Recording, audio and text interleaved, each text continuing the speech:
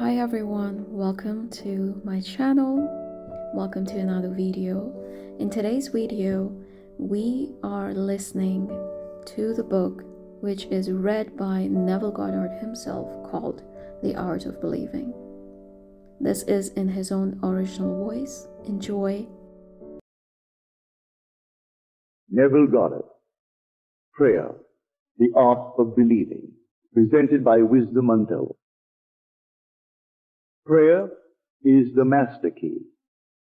A key may fit one door of a house, but when it fits all doors, it may well claim to be a master key. Such and no less a key is prayer to all earthly problems. Chapter 1, Law of Reversibility. Pray for my soul. More things are wrought by prayer than this world dreams of. Prayer is an art and requires practice. The first requirement is a controlled imagination. Parade and vain repetitions are foreign to prayer. Its exercise requires tranquility and peace of mind. Use not vain repetitions, for prayer is done in secret, and thy Father, which seeth in secret, shall reward thee openly. The ceremonies that are customarily used in prayer are mere superstitions and have been invented to give prayer an air of solemnity.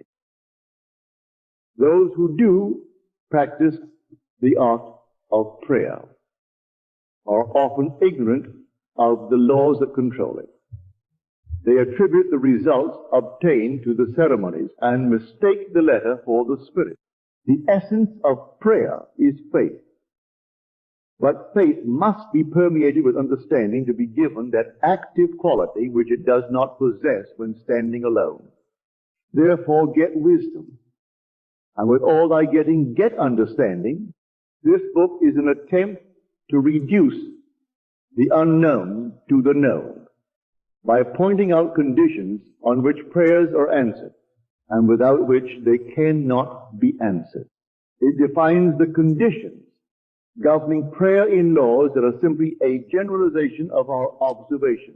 The universal law of reversibility is the foundation on which its claims are based. Mechanical motion caused by speech was known for a long time before anyone dreamed of the possibility of an inverse transformation. That is, the reproduction of speech by mechanical motion. For a long time, electricity was produced by friction without ever a thought that friction, in turn, could be produced by electricity.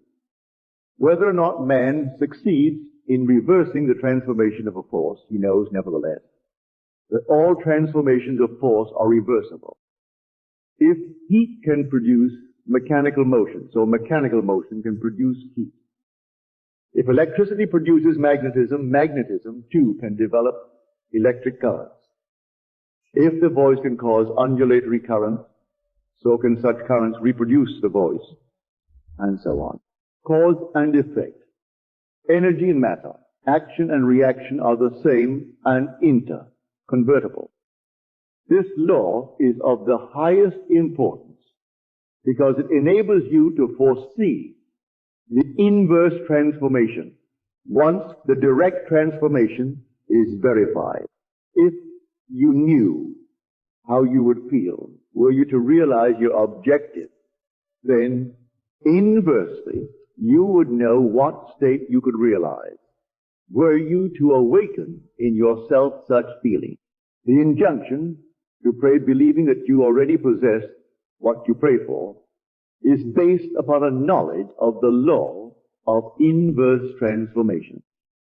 If your realized prayer produces in you a definite feeling or state of consciousness, then inversely, that particular feeling or state of consciousness must produce your realized prayer.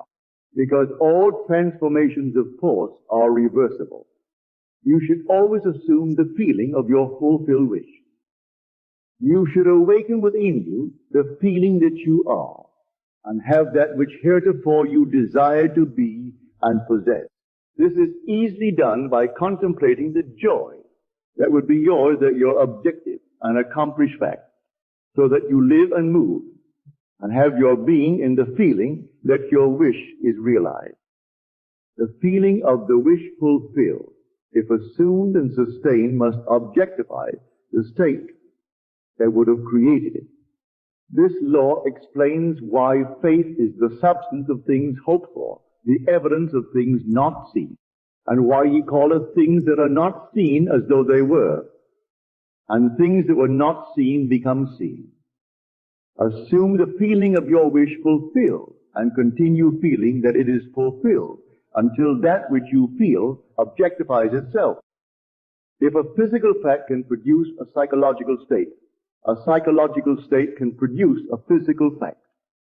If the effect can be produced by the cause, then inversely the effect can be produced by the cause. Therefore I say unto you, what things soever ye desire, when ye pray, believe that ye have received them, and ye shall have them. Chapter 2. Dual nature of consciousness. A clear concept of the dual nature of man's consciousness must be the basis of all true prayer. Consciousness includes a subconscious as well as a conscious part. The infinitely greater part of consciousness lies below the sphere of objective consciousness. The subconscious is the most important part of consciousness. It is the cause of voluntary action. The subconscious is what a man is. The conscious is what a man knows. I and my Father are one, but my Father is greater than I. The conscious and subconscious are one, but the subconscious is greater than the conscious. I of myself can do nothing. The Father within me, he doeth the work. I, objective consciousness of myself, can do nothing. The Father, the subconscious, he doeth the work. The subconscious is that in which everything is known, in which everything is possible, to which everything goes, from which everything comes, which belongs to all, to which all have access. What we are conscious of is constructed out of what we are not conscious of. Not only do our subconscious assumptions influence our behavior, but they also fashion the pattern of our objective existence. They alone have the power to say, let us make man objective manifestations in our image after our likeness. The whole of creation is asleep within the deep of man and is awakened to objective existence by his subconscious assumptions. Within that blankness we call sleep, there is a consciousness in unsleeping vigilance. And while the body sleeps, this unsleeping being releases from the treasure house of eternity the subconscious assumptions of man. Prayer is the key which unlocks the infinite storehouse. Prove me now herewith, saith the Lord of hosts, if I will not open you the windows of heaven and pour you out a blessing, that there shall not be room enough to receive it. Prayer modifies or completely changes our subconscious assumptions, and a change of assumption is a change of expression. The conscious mind reasons inductively from observation, experience, and education. It therefore finds it difficult to believe what the five senses and inductive reason deny. The subconscious reasons deductively and is never concerned with the truth or falsity of the premise, but proceeds on the assumption of the correctness of the premise and objectifies results which are consistent with the premise. This distinction must be clearly seen by all who would master the art of praying. No true grasp of the science of prayer can be really obtained until the laws governing the dual nature of consciousness are understood, and the importance of the subconscious realized. Prayer, the art of believing what is denied by the senses, deals almost entirely with the subconscious. Through prayer, the subconscious is suggested into acceptance of the wish fulfilled and reasoning deductively, logically unfolds it to its legitimate end. Far greater is he that is in you than he that is in the world. The subjective mind is the diffuse consciousness that animates the world. It is the spirit that giveth life. In all substance is a single soul, subjective mind. Through all creation runs this one unbroken subjective mind. Thought and feeling fused into beliefs impress modifications upon it. Charge it with a mission, which mission it faithfully executes. The conscious mind originates premises. The subjective mind unfolds them to their logical end. Were the subjective mind not so limited in its initiative power of reasoning, objective man could not be held responsible for his actions in the world. Man transmits ideas to the subconscious through his feelings. The subconscious transmits ideas from mind to mind through telepathy. Your unexpressed convictions of others are transmitted to them without their conscious knowledge or consent, and if subconsciously accepted by them, will influence their behavior. The only ideas they subconsciously reject are your ideas of them, which they could not wish to be true of anyone. Whatever they could wish for, others can be believed of them. And by the law of belief, which governs subjective reasoning, they are compelled to subjectively accept and therefore objectively express accordingly. The subjective mind is completely controlled by suggestion. Ideas are best suggested when the objective mind is partly subjective. That is, when the objective senses are diminished or held in abeyance. This partly subjective state can best be described as controlled reverie, wherein the mind is passive but capable of functioning with absorption. It is a concentration of attention. There must be no conflict in your mind when you are praying. Turn from what is to what ought to be. Assume the mood of fulfilled desire, and by the universal law of reversibility, you will realize your desire. Chapter 3. Imagination and Faith. Prayers are not successfully made unless there is a rapport between the conscious and subconscious mind of the operator. This is done through imagination and faith. By the power of imagination, all men, certainly imaginative men, are forever casting forth enchantments. And all men, especially unimaginative men, are continually passing under their power. Can we ever be certain that it was not our mother, while darning our socks, who began that subtle change in our mind? If I can unintentionally cast an enchantment over persons, there is no reason to doubt that I am able to cast intentionally a far stronger enchantment. Everything that can be seen, touched, explained, argued over is to the imaginative man nothing more than a means, for he functions by reason of his controlled imagination in the deep of himself, where every idea exists in itself and not in relation to something else. In him there is no need for the restraints of reason, for the only restraint he can obey is the mysterious instinct that teaches him to eliminate all moods other than the mood of the fulfilled desire. Imagination and faith are the only faculties of the mind needed to create objective conditions.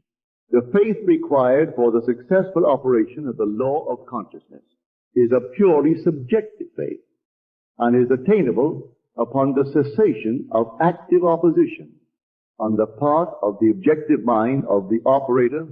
It depends on your ability to feel and accept as true what your objective senses deny. Neither the passivity of the subject nor his conscious agreement with your suggestion is necessary, for without his consent or knowledge he can be given a subjective order which he must objectively expressed. It is a fundamental law of consciousness that by telepathy we can have immediate communion with another. To establish rapport, you call the subject mentally. Focus your attention on him and mentally shout his name just as you would to attract the attention of anyone. Imagine that he answered and mentally hear his voice. Represent him to yourself inwardly in the state you want him to obtain. Then imagine that he is telling you in the tones of ordinary conversation what you want to hear. Mentally answer him. Tell him of your joy in witnessing his good fortune. Having mentally heard with all the distinctness of reality that which you wanted to hear, and having thrilled to the news heard, return to objective consciousness. The subjective conversation must awaken what it affirms. Thou shalt decree a thing, and it shall be established unto thee. It is not a strong will that sends the subjective word on its mission, so much as it is clear, thinking and feeling the truth of the state affirmed. When belief and will are in conflict, belief invariably wins. Not by might, nor by power, but by my spirit, saith the Lord of hosts. It is not what you want that you attract. You attract what you believe to be true. Therefore, get into the spirit of these mental conversations and give them the same degree of reality that you would a telephone conversation. If thou canst believe, all things are possible to him that believeth. Therefore I say unto you, what things soever you desire, when you pray, believe that you receive them, and you shall have them. The acceptance of the end wills the means, and the wisest reflection could not devise more effective means than those which are willed by the acceptance of the end. Men, shall he talk to your friends as though your desires for them were already realized? Imagination is the beginning of the growth of all forms, and faith is the substance out of which they are formed. By imagination, that which exists in latency or is asleep within the deep of consciousness is awakened and is given form. The cures attributed to the influence of certain medicines, relics, and places are the effects of imagination and faith. The curative power is not in the spirit that is in them. It is in the spirit in which they are accepted. The letter killeth, but the spirit giveth life. The subjective mind is completely controlled by suggestion. So, whether the object of your faith be true or false, you will get the same result. There is nothing unsound in the theory of medicine or in the claims of priesthood for their relics and holy places. The subjective mind of the patient accepts the suggestion of health conditioned on such states, and as soon as these conditions are met, proceeds to realize health. According to your faith be it done unto you, for all things are possible to him that believeth. Confident expectation of a state is the most potent means of bringing it about. The confident expectation of a cure is that which no medical treatment can accomplish. Failure is always due to an antagonistic autosuggestion by the patient arising from objective doubt of the power of medicine or relic, or from doubt of the truth of the theory. Many of us, either from too little emotion or too much intellect, both of which are stumbling blocks in the way of prayer, cannot believe that which our sense denies. To force ourselves to believe will end in greater doubt. To avoid such counter-suggestions, the patient should be unaware, objectively, of the suggestions which are made to him. The most effective method of healing or influencing the behavior of others consists in what is known as the silent or absent treatment. When the subject is unaware, objectively, of the suggestion given him, there is no possibility of him setting up an antagonistic belief. It is not necessary that the patient know, objectively, that anything is being done for him. from what is known of the subjective and objective processes of reasoning. It is better that he should not know objectively of that which is being done for him. The more completely the objective mind is kept in ignorance of the suggestion, the better will the subjective mind perform its function. The subject subconsciously accepts the suggestion and thinks he originates it, proving the truth of Spinoza's dictum that we know not the causes that determine our action. The subconscious mind is the universal conductor, which the operator modifies with his thoughts and feelings. Visible states are either the vibratory effects of subconscious vibrations within you, or they are vibratory causes of the corresponding vibrations within you. A disciplined man never permits them to be causes unless they awaken in him the desirable state of consciousness. With a knowledge of the law of reversibility, the disciplined man transforms his world by imagining and feeling only what is lovely and of good report. The beautiful idea he awakens within himself shall not fail to arouse its affinity in others. He knows the Savior of the world is not a man, but the manifestation that would save. The sick man's Savior is health. The hungry man's is food. The thirsty man's Savior is water. He walks in the company of the Savior by assuming the feeling of his wish fulfilled. By the law of reversibility, that all transformations of force are reversible. The energy or feeling awakened transforms itself into the state. Imagine, he never waits 4 months for the harvest. If in 4 months the harvest will awaken in him a state of joy, then inversely, the joy of harvest now will awaken the harvest now. Now is the acceptable time to give beauty for ashes, joy for mourning, praise for the spirit of heaviness, that they might be called trees of righteousness, the planting of the Lord, that he might be glorified. Chapter 4, Energy and Power. Everyone is amenable to the same psychological laws which govern the ordinary hypnotic subject. He is amenable to control by suggestion. In hypnosis, the objective senses are partly or totally suspended. However, no matter how profoundly the objective senses are locked in hypnosis, the subjective faculties are alert, and the subject recognizes everything that goes on around him. The activity and power of the subjective mind are proportionate to the sleep of the objective mind. Suggestions which appear powerless when presented directly to the objective consciousness are highly efficacious when the subject is in a hypnotic state. The hypnotic state is simply being unaware, objectively. In hypnotism, the conscious mind is put to sleep and the subconscious powers are exposed as to be directly reached by suggestion.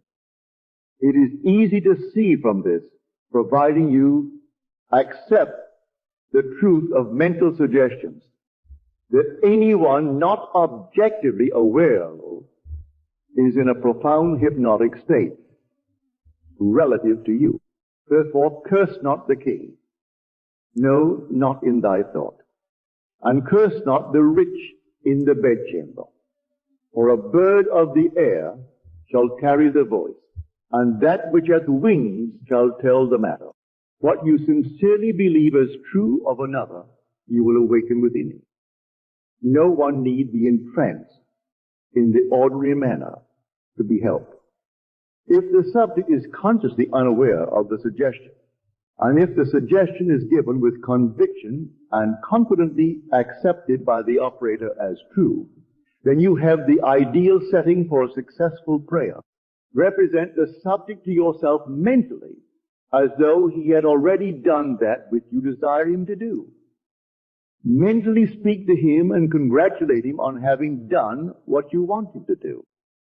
Mentally see him in the state you want him to obtain. Within the circle of its action, every word subjectively spoken awakens objectively. what it affirms. Incredulity on the part of the subject is no hindrance when you are in control of your reverie. Oral assertion by you, while you are in a partly subjective state, awakens what you affirm. Self-confidence on your part and the thorough belief in the truth of your mental assertion are all that is needed to produce results.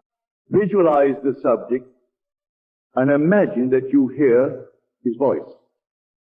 This establishes contact with his subjective mind. Then imagine that he is telling you what you want to hear. If you want to send him words of health and wealth, then imagine that he is telling you, I have never felt better, and I have never had more. And mentally tell him of your joy in witnessing his good fortune. Imagine that you see and hear his joy. A mental conversation with the subjective image of another must be in a manner which does not express the slightest doubt as to the truth of what you hear and say. If you have the least idea that you do not believe what you have imagined, you have heard and seen, the subject will not comply, for your subjective mind will transmit only your fixed ideas. Only fixed ideas can awaken their vibratory correlates in those toward whom they are directed. In the controlled reverie, ideas must be suggested with the utmost care. If you do not control your imagination in the reverie, your imagination will control you. Whatever you suggest with confidence is law to the subjective mind. It is under obligation to objectify that which you mentally affirm. Not only does the subject execute the state affirm, but he does it as though the decision had come of itself, or the idea had originated by him. Control of the subconscious is dominion over all. Each state obeys one mind's control. Control of the subconscious is accomplished through control of your beliefs, which in turn is the all-potent factor in the visible states.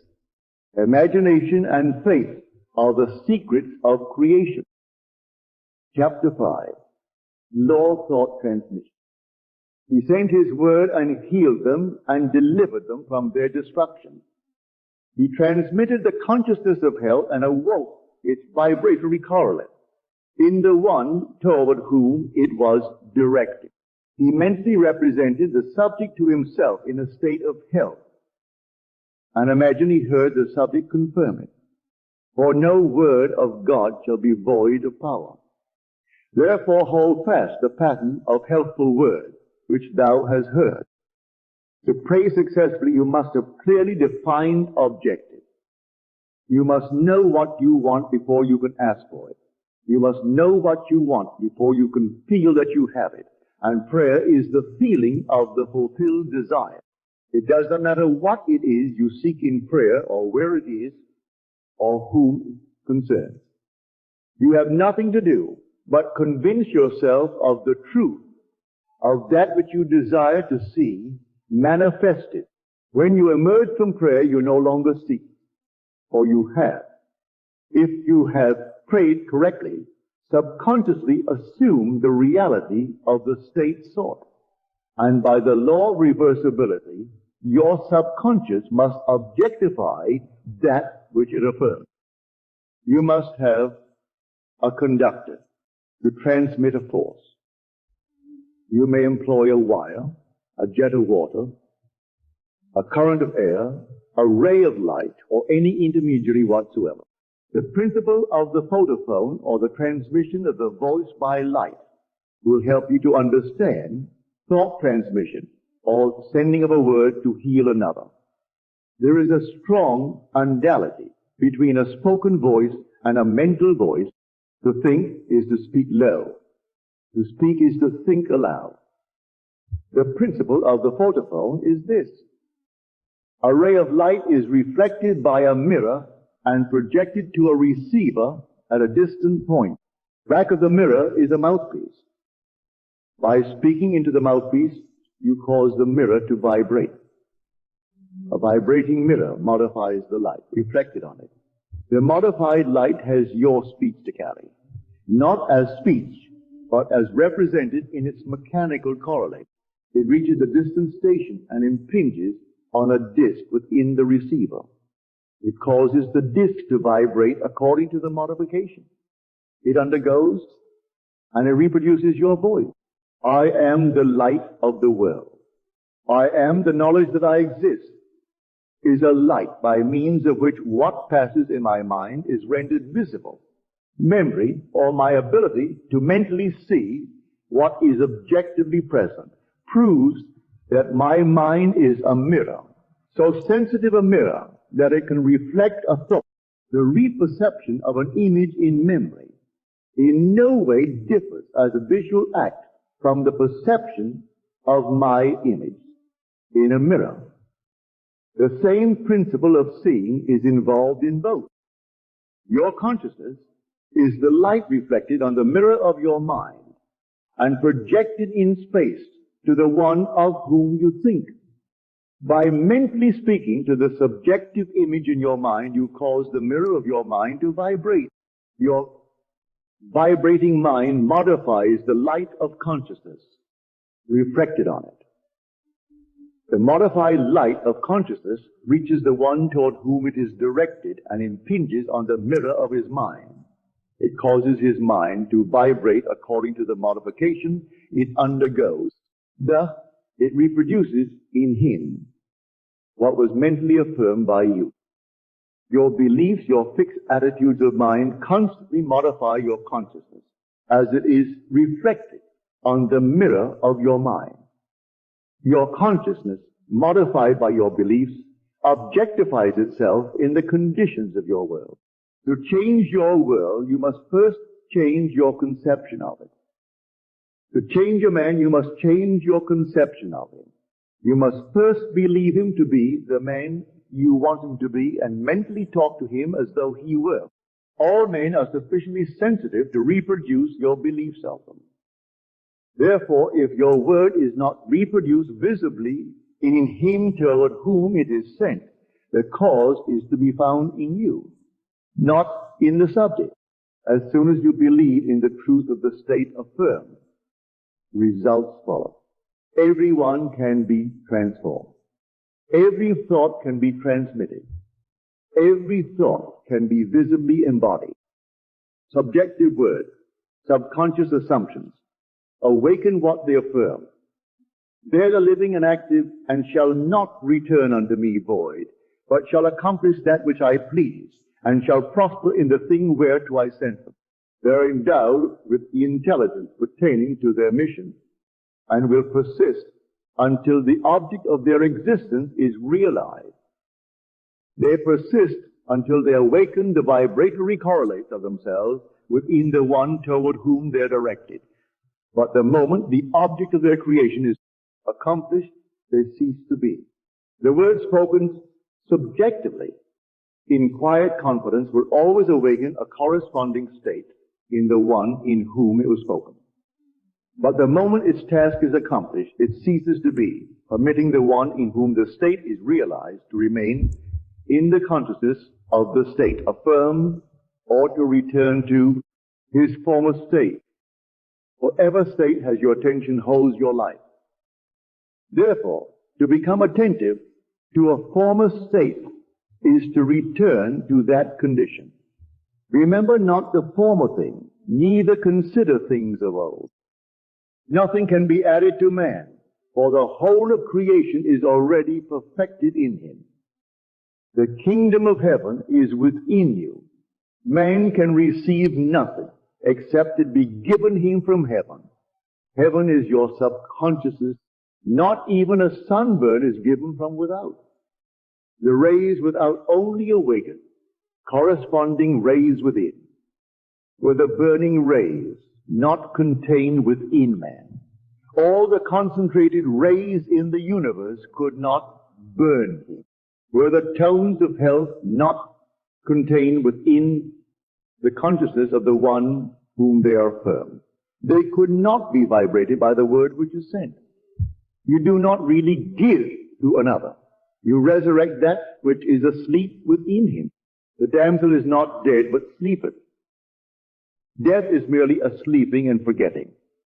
Age and decay are the sleep, not death, of youth and health. Recognition of a state vibrates or awakens it.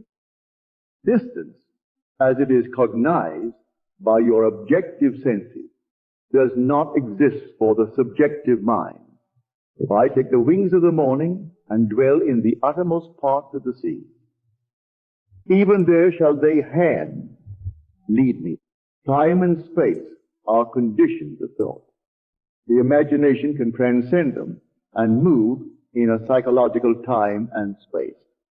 Although physically separated from a place by thousands of miles, you can mentally live in the distant place as though it were here.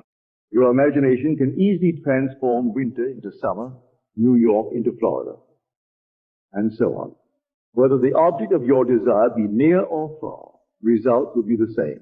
Subjectively, the object of your desire is never far off. Its intense nearness makes it remote from observation of the senses. It dwells in consciousness, and consciousness is closer than breathing and nearer than hands and feet. Consciousness is the one and only reality. All phenomena are formed of the same substance vibrating at different rates. Out of consciousness I as man came, and to consciousness I as man return. In consciousness all states exist subjectively and are awakened to their objective existence by belief. The only thing that prevents us from making a successful subjective impression on one at a great distance or transforming there into here is our habit of regarding space as an obstacle. A friend 1,000 miles away is rooted in your consciousness through your fixed ideas of him. To think of him and represent him to yourself inwardly in the state you desire him to be, confident that this subjective image is as true as it were already objectified, awakens in him a corresponding state which he must objectify. The results will be as obvious as the cause was hidden. The subject will express the awakened state within him and remain unaware of the true cause of his action. Your illusion of free will is but ignorance of the causes which make you act. Prayers depend upon your attitude of mind for their success and not upon the attitude of the subject. The subject has no power to resist your controlled subjective ideas of him unless the state affirmed by you to be true of him is a state he is incapable of wishing as true of another. In that case, it returns to you, the center, and will realize itself in you, provided the idea is acceptable. Success depends entirely on the operator, not upon the subject who, like compass needles on their pivot, are quite indifferent as to what direction you choose to give them. If your fixed idea is not subjectively accepted by the one toward whom it is directed, it rebounds to you from whom it came. Who is he that will harm you if you be followers of that which is good? I have been young, and now am old. Yet have I not seen the righteous forsaken, nor his seed begging bread. There shall no evil happen to the just. Nothing befalls us that is not of the nature of ourselves. A person who directs a malicious thought to another will be injured by its rebound if he fails to get subconscious acceptance of the other. As ye sow, so shall ye reap. Furthermore, what you can wish and believe of another can be wished and believed of you. And you have no power to reject it if the one who desires it for you accepts it as true of you. The only power to reject a subjective word is to be incapable of wishing a similar state of another. To give presupposes the ability to receive. The possibility to impress an idea upon another mind presupposes the ability of that mind to receive that impression. Fools exploit the will. The wise transfigure it. It is the highest wisdom to know that in the living universe there is no destiny other than that created out of imagination of man. There is no influence outside of the mind of man. Whatsoever things are lovely, whatsoever are of good report. If there be any virtue, and if there be any praise, think on these things. Never accept as true of others what you would not want to be true of you. To awaken a state within another, it must first be awake within you. The state you would transmit to another can only be transmitted if it is believed by you. Therefore, to give is to receive. You cannot give what you do not have, and you have only what you believe. So to believe a state as true of another not only awakens that state within the other, but it makes it alive within you. You are what you believe. Give and ye shall receive, full measure, pressed down and running over. Giving is simply believing. For what you truly believe of others, you will awaken within them. The vibratory state transmitted by your belief persists until it awakens its corresponding vibration in him of whom it is believed. But before it can be transmitted, it must first be awake within the transmitter. Whatever is awake within your consciousness, you are. Whether the belief pertains to self or another does not matter, for the believer is defined by the sum total of his beliefs or subconscious assumptions. As a man thinketh in his heart, in the deep subconscious of himself, so is he. Disregard appearances and subjectively affirm as true that which you wish to be true. This awakens in you the tone of the state affirmed, which in turn realizes itself in you, and in the one of whom it is affirmed. Give and ye shall receive. Beliefs invariably awaken what they affirm. The world is a mirror wherein everyone sees himself reflected. The objective world reflects the beliefs of the subjective mind. Some people are self-impressed best by visual images, others by mental sounds, and still others by mental action. The form of mental activity which allows the whole power of your attention to be focused in one chosen direction is the one to cultivate, until you can bring all to play on your objective at the same time. But you have difficulty in understanding the terms visual images, mental sounds, and mental actions. Here is an illustration that should make their meanings clear. Person A sees a piece of music knowing nothing at all about musical notation. The impression in his mind is purely visual image. Person B imagines he sees the same piece, but he can read music and can imagine how it would sound when played on the piano. That imagination is mental sound. Person C also reads music and is a pianist. As he reads, he imagines himself playing the piece. The imaginary action is mental action. The visual images, mental sounds, and mental actions are creations of your imagination. And though they appear to come from without, they actually come from within yourself. They move as if moved by another, but are really launched by your own spirit from the magical store, house of imagination. They are projected into space by the same vibratory law that governs the sending of a voice or picture. Speech and images are projected, not as speech or images, but as vibratory correlates. Subjective mind vibrates according to the modifications. It undergoes by the thought and feelings of the operator. The visible state created is the effect of the subjective vibration. A feeling is always accompanied by a corresponding vibration. That is a change in expression or sensation in the operator. There is no thought or feeling without expression. No matter how emotionless you appear to be, if you reflect with any degree of intensity, there is always an execution of slight muscular movement. The eye, though shut, follows the movements of the imaginary object, and the pupil is dilated or contracted according to the brightness or the remoteness of those objects. Respiration is accelerated or slow according to the course of your thoughts. The muscles contract correspondingly to your mental movement. This change of vibration persists until it awakens a corresponding vibration in the subject, which vibration then expresses itself in a physical fact. And the Word was made flesh. Energy, as you see in the case of radio, is transmitted and received in a field, a place where changes in space occur. The field and energy are one and inseparable. The field or subject becomes the embodiment of the word or energy received.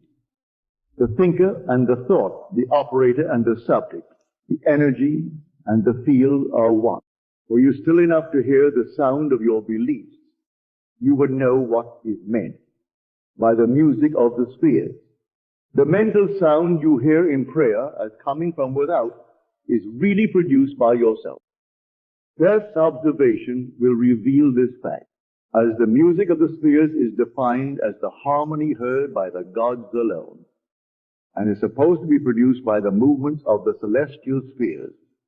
So too is the harmony you subjectively hear for others, heard by you alone, is produced by the movements of your thoughts and feelings in the true kingdom or heaven within you. Chapter 6. Good tidings. How beautiful upon the mountains are the feet of him that bringeth good tidings, that publisheth peace, that bringeth good tidings of good, that publishes salvation. A very effective way to bring good tidings to another is to call before your mind's eyes the subjective image of the person you wish to help, and have him affirm that which you desired him to do. Mentally hear him tell you he has done it. This awakens within him the vibratory correlate of the state affirmed, which vibration persists until its mission is accomplished. It does not matter what it is you desire to have done or whom you select to do it. As soon as you subjectively affirm that it is done, results follow. Failure can result only if you fail to accept the truth of your assertion, or if the state affirmed would not be desired by the subject for himself or another. In the latter event, the state would realize itself in you, the operator. The seemingly harmless habit of talking to yourself is the most fruitful form of prayer. A mental argument with the subjective image of another is the surest way to pray for an argument.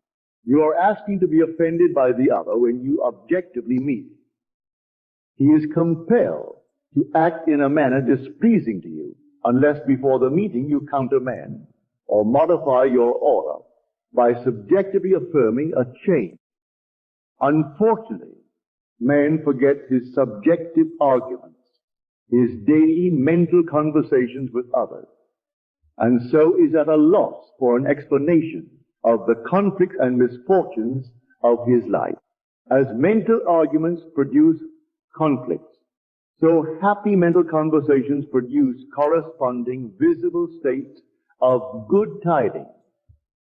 Man creates himself out of his own imagination.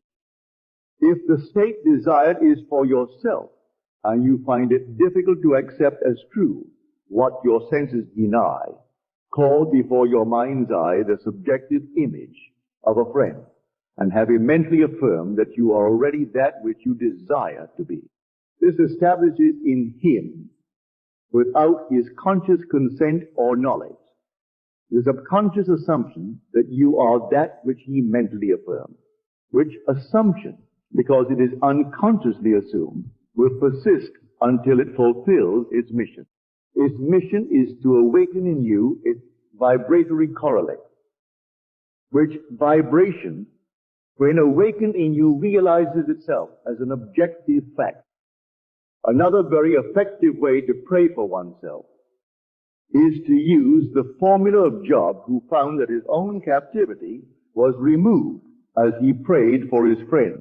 Fix your attention on a friend and have the imaginary voice of your friend tell you that he is, or has that which is comparable to that which you desire to be or have. As you mentally hear and see him, feel the thrill of his good fortune and sincerely wish him well. This awakens in him the corresponding vibration of the state affirmed, which vibration must then objectify itself as a physical fact. You will discover the truth of the statement, "Blessed are the merciful, for they shall receive mercy." The quality of mercy is twice blessed. It blesses him who taketh and him who giveth. The good you subjectively accept as true of others will not only be expressed by them, but a full share will be realized by you. Transformations are never total. Force A is always transformed into more than a force B. A blow with a hammer produces not only a mechanical concussion, but also heat, electricity, a sound, a magnetic change, and so on. The vibratory correlate in the subject is not the entire transformation of the sentiment communicated. The gift transmitted to another is like the divine measure, pressed down, shaken together, and running over, so that after 5,000 are fed from the 5 loaves and 2 fish, 12 baskets full are left over. Chapter 7, the greatest prayer. Imagination is the beginning of creation. You imagine what you desire, and then you believe it to be true. Every dream could be realized by those self-disciplined enough to believe it. People are what you choose to make them. A man is according to the manner in which you look at him. You must look at him with different eyes before he will objectively change. 2 men looked from prison bars. One saw the mud, and the other saw the stars. Centuries ago, Isaiah asked the question, "Who is blind but my servant, or deaf as my messenger that I sent? Who is blind as he that is perfect, as blind as the Lord's servant?" The perfect man judges not after appearances, but judges righteously. He sees others as he desires them to be. He hears only what he wants to hear. He sees only good in others. In him is no condemnation, for he transforms the world with his seeing and hearing. The king that sitteth on the throne scattereth the evil with his eye. Sympathy for living things, agreement with human limitations, is not in the consciousness of things, because he has learned to separate their false concepts from their true being. To him, poverty is but the sleep of wealth. He does not see caterpillars, but painted butterflies to be. Not winter, but summer sleeping. Not man in want, but Jesus sleeping. Jesus of Nazareth, who scattered the evil with his eye, is asleep in the imagination of every man. And out of his own imagination must man awaken him by subjectively affirming, "I am Jesus," then and only then will he see Jesus. For man can only see what is awake in himself. The holy womb is man's imagination. The holy child is that conception of himself which fits Isaiah's definition of perfection. Hear the words of St. Augustine, "Too late have I loved thee, for behold thou wert within. And it was without that I did seek." It is your own consciousness which you must turn as to the only reality. There, and there alone, you awaken that which is asleep. Though Christ 1,000 times in Bethlehem be born, if he is not born of in thee, thy soul is still forlorn. Creation is finished. You call your creation into being by feeling the reality of the state, you would call. A mood attracts its affinities, but it does not create what it attracts. As sleep is called by feeling, I am sleepy, so too is Jesus Christ called by the feeling, I am Jesus Christ. Man sees only himself. Nothing befalls man that is not the nature of himself. People emerge out of the mass betraying their close affinity to your mood as they are engendered. You meet them seemingly by accident, but find they are intimates of your mood, because your moods continually externalize themselves. You could prophesy from your mood that you, without search, would soon meet certain characters and encounter certain conditions. Therefore, call the perfect one into being by living in the feeling, I am Christ. For Christ is the one concept of self through which can be seen the unveiled realities of eternity. Our behavior is influenced by our subconscious assumption respecting our own social and intellectual rank and that of the one we are addressing. Let us seek for and evoke the greatest rank, and the noblest of all is that which disrobes man of his morality and clothes him with uncurbed immortal glory. Let us assume the feeling I am Christ, and our whole behavior will subtly and unconsciously change in accordance with the assumption. Our subconscious assumptions continually externalize themselves that others may consciously see us as we subconsciously see ourselves, and tell us by their actions what we have subconsciously assumed of ourselves to be.